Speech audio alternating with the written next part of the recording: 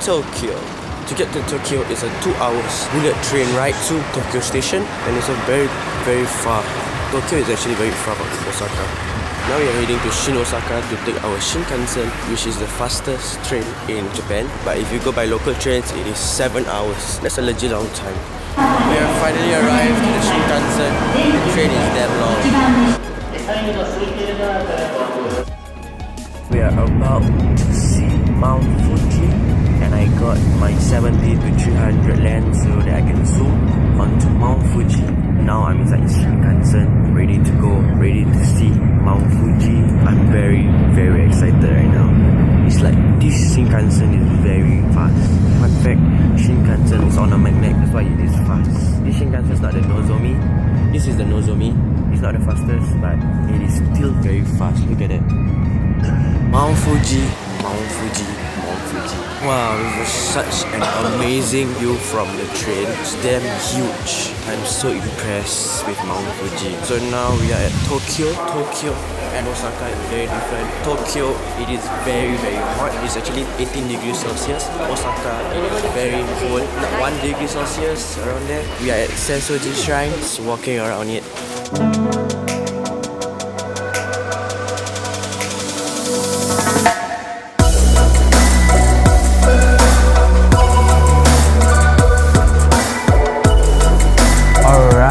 Back home now. Let's see what picture I took in Tokyo. Right, this picture of my sister was taken at Asakusa. Asakusa is a temple in Tokyo, and there's a picture of her. It was a candid picture. She was looking at another phone. I like this picture because of the edit I put on it. It's a teal and orange edit. It was taken at Asakusa, which is very touristy place in Japan. I don't like. It was too busy and hectic at that time. It was a lot of people. Second picture, I've been taking like a lot of this picture. This picture was taken outside the temple. I walked out a bit and I look behind and I see this very big lantern. It was underexposed, but yet I will still upload this picture because it's such a nice scenery. You guys can see like a whole lot of people, but then it is out of focus because I used my 70 to 300mm lens and it's very compressed, which I like. Next picture is the picture that it looked very mystical. This is a picture of the pagoda at Asakusa. We were walking around it and just look at it, so mystical. This picture was like taken on my 18 to 55mm lens and it was super majestic. I just wish that there were no people over there so it would look a lot more minimal, but then there are a lot of people over there. It's okay, it just look damn nice. Some more, I put my teal and orange edit over here. It just look very mystical, guys. Actually, the highlight of this trip was to see the Mount Fuji. I was inside the bullet train and I saw Mount Fuji, and guess what? The golden picture is this. Guess what is this taken on? On a freaking